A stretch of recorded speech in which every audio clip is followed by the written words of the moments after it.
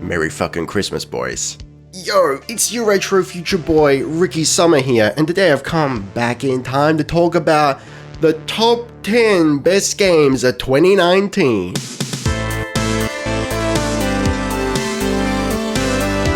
Wait, I didn't even play 10 games this year. Top 5 best games of 2019.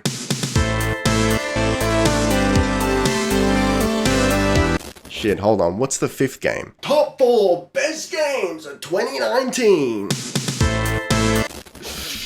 Alright, look, listen, all jokes aside, I did play more than 10 games this year, but unfortunately, for the most part, they just kind of bored me, and I uninstalled them, slapped them back on my shelf, and forgot about them, with the exception of these 4 games. Guys, I cannot muster a 5th game. I cannot conceive of a 5th game that I would say, yes, this is one of the best games of the year, and I love it. I can't do it. All I can think of is 4, and that's kind of sad. And maybe, look, maybe it's not you, maybe it's me. Like I said in my Switch review, I'm kind of growing up, my tastes are evolving. I've got less time to devote to games that I'm not 100% enjoying with every fiber of my being. So yeah, we've only got a list of the 4 best games of 2019, but hey buddy, they're games that I really enjoyed and I will return to in later years. So with no further gilding the lily and with no more ado, I give you my top 4 games. Can't even say it with a straight face. Top 4 games of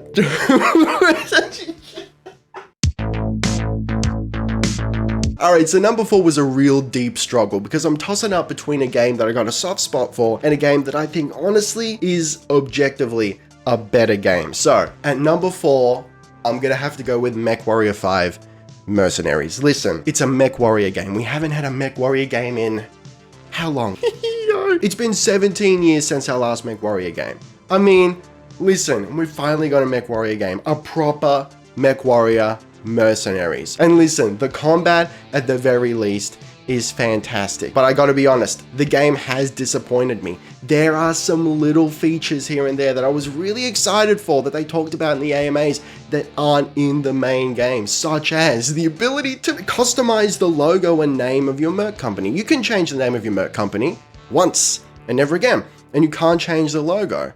And that, what is happening here? And then more importantly, you can't choose your starting location in the galaxy. I was really excited for that. They were talking about how you could choose which house you would ally with at the very beginning of the game, and you'd start in their space and your starting mechs would be different based on that choice, and that's not in there. Come on. Plus the game's really buggy. I mean, every time I boot it up, I have to rebind my controls because for some asinine reason, the game thinks that I want to have left click bound to move the torso left. No!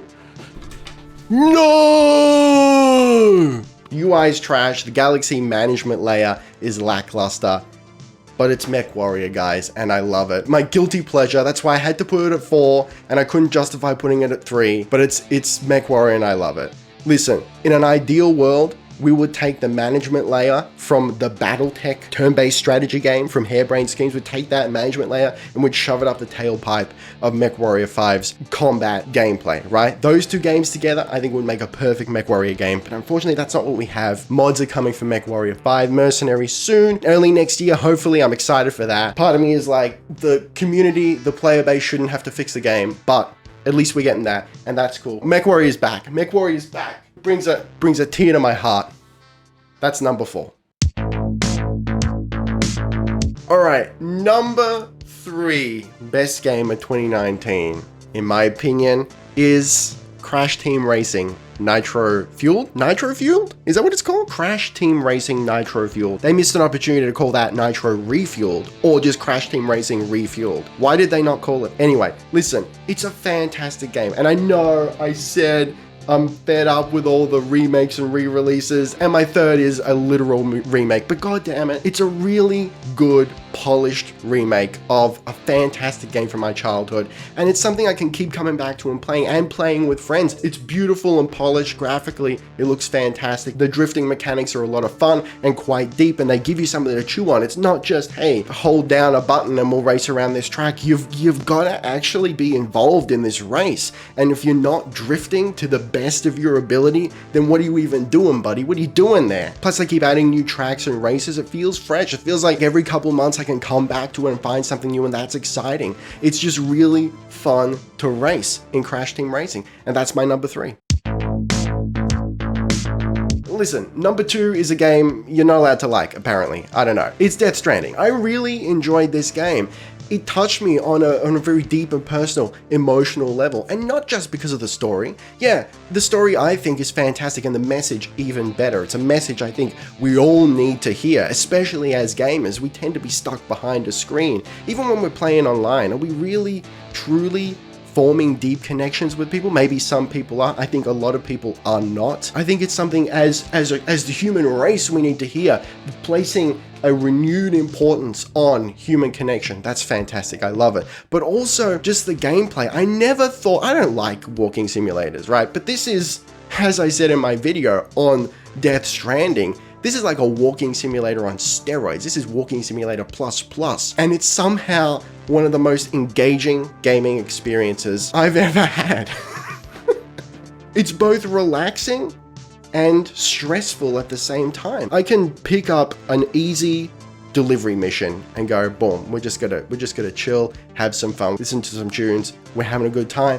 But then, maybe I want to get the heart racing a little bit, so we'll take on 2 mini missions, or we'll take on some time missions, or we're doing that story mission with the BTs bearing down on us, and it's madness. There's exploration, conquering a new environment. It's about exploring a new environment and then conquering it, making your future runs easier for you. There's tactics in which route you take and what tools you take with you and how you want to conquer this terrain. Do you spend a whole bunch of resources on building the highway so you can get there super easy, or do you take the more engaging, more tactical route going on foot? Do you take a vehicle, or do you do those train things behind you? I really like those. I don't know why. I like the idea of pulling things along.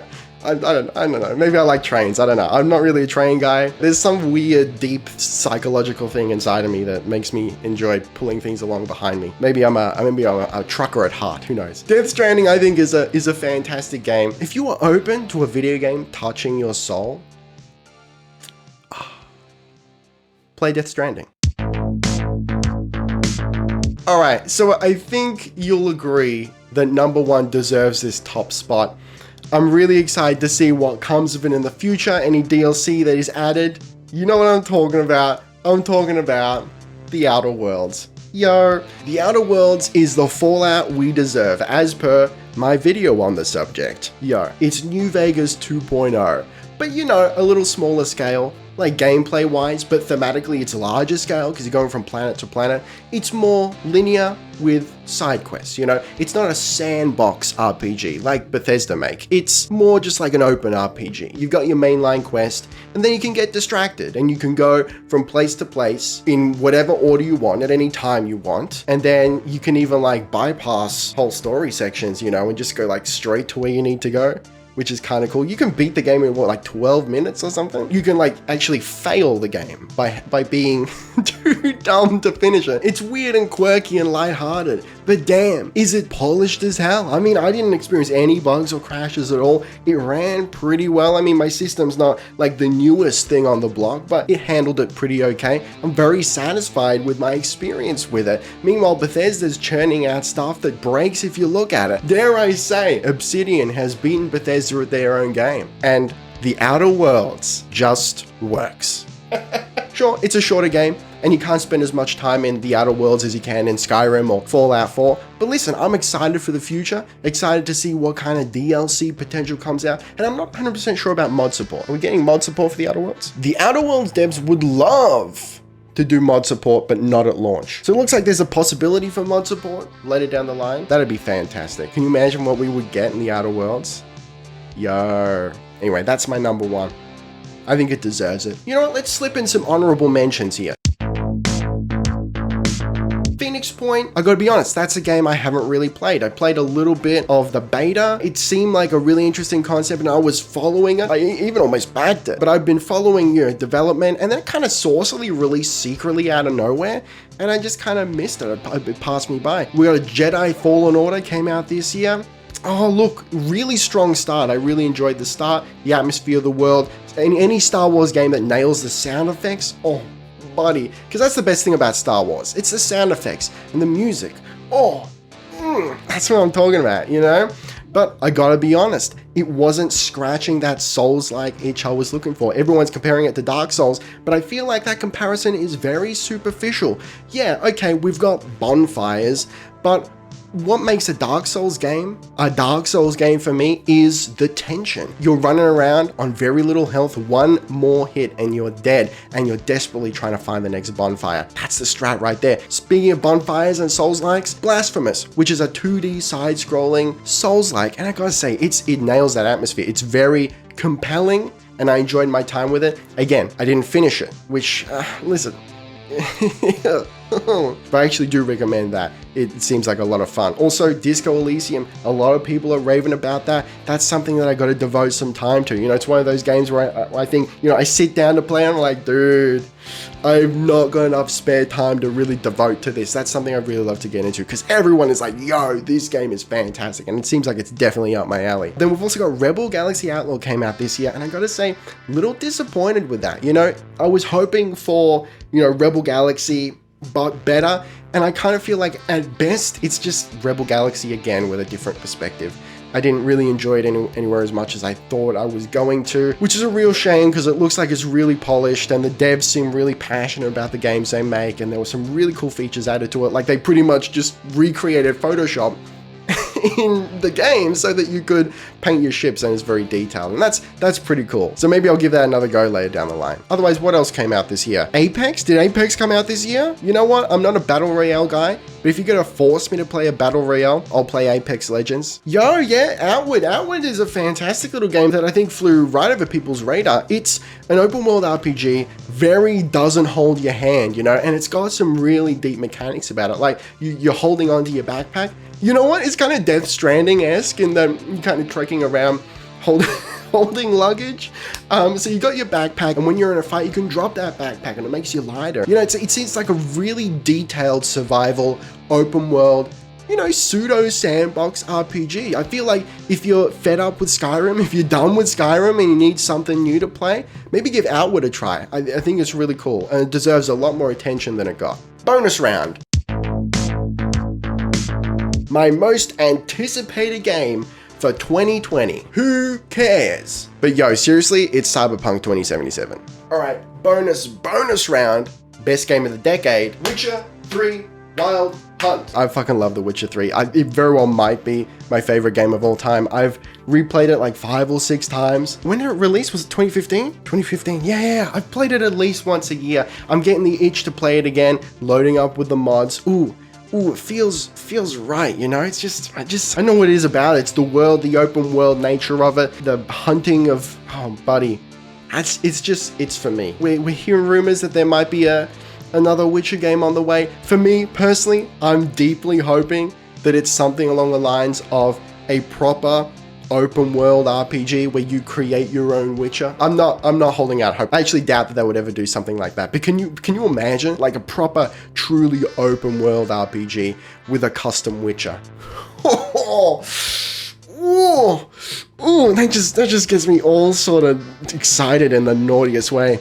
Listen guys, I gotta go hose myself off. So let me know in the comments down below. What are your favorite games of 2019? And throw in a bonus, your favorite game of the decade. Welcome to the future, boys. It's 2020. All right, guys, be excellent to each other, and I'll see you next year. Ricky Summer, out.